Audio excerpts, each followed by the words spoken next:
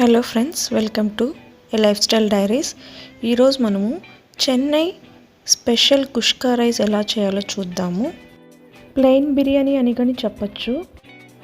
1.5 glass basmati rice మనం wash చేసి half an hour పాటు నానబెట్టాలి.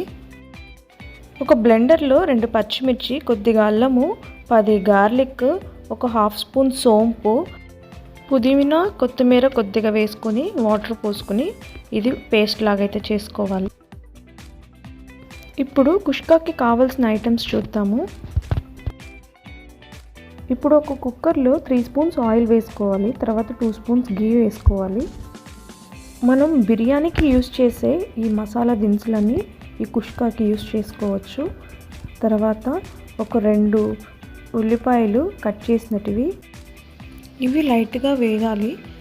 వేగడం కోసం మనం సాల్ట్ అయితే యాడ్ చేసుకుంటాము. దీనికి ఒక 2 నిమిషాల తర్వాత మనం కట్ చేసి ఉంచుకున్న 2 టమోటాలు కూడా యాడ్ చేసుకుందాము. ఇవి బాగా ఫ్రై అవ్వాలి ఆయిల్లో.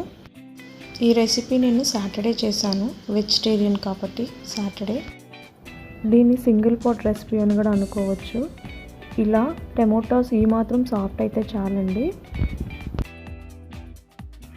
ఇప్పుడు మనం ముందుగా గ్రైండ్ చేసి పెట్టుకున్న ఈ అల్లం వెల్లుల్లి పేస్ట్ ఇందులోకి వేసేసి ఒకసారి అలా కలిపి ఒక హాఫ్ స్పూన్ పసుపు, 2 స్పూన్ల కారం వేసి బాగా మిక్స్ చేయాలి.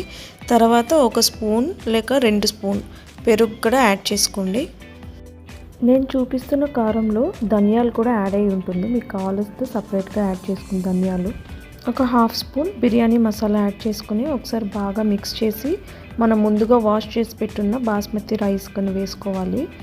వేసి ఒకసారి బాగా కలపాలి. ఇలాగా చూపించిన విధానంగా ఒక 2 నిమిషాలు అలా కలిపిన తర్వాత మనము వాటర్ అయితే 1:1.5 అయితే యాడ్ చేసుకోవాలి. ఇప్పుడు 1.5 గ్లాస్ బియ్యానికి నేను 3 గ్లాస్ వాటర్ యాడ్ చేశాను. తర్వాత కొత్తిమీర, పుదీనా కూడా యాడ్ చేసుకోండి ఫ్లేవర్ కోసం.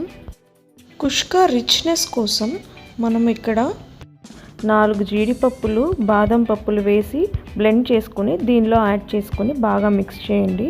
తర్వాత ఒక హాఫ్ నిమ్మకాయ జ్యూస్ వేసి బాగా మిక్స్ చేసి ఒక 2 నిమిషాలు అలా ఉంచి విజిల్కి పెట్టండి. క్లోజ్ చేసి 2 విజిల్స్ హై ఫ్లేమ్లోనే రానివ్వండి. ఆ తర్వాత 20 మినిట్స్ గ్యాప్ ఇచ్చి ఓపెన్ చేయండి. అప్పుడే రైస్ అనేది ఒకదానికొకటి అతుక్కోకుండా బాగా వస్తుంది మనకు. ఓపెన్ చేశాక ఒక 2 స్పూన్స్ గీ అయితే యాడ్ చేసుకోండి. ఈ గీ అనేది ఆప్షనల్ మనకు. మెల్లిగా కలిపిన తర్వాత ఒక సర్వింగ్ ప్లేట్లో కానీ బౌల్లో కానీ తీసేసుకోండి. అంతే అండి, మన చెన్నై రెసిపీ కుష్కా అయితే రెడీ అయిపోయింది. Thank you for watching friends. Subscribe to my channel. Thank you.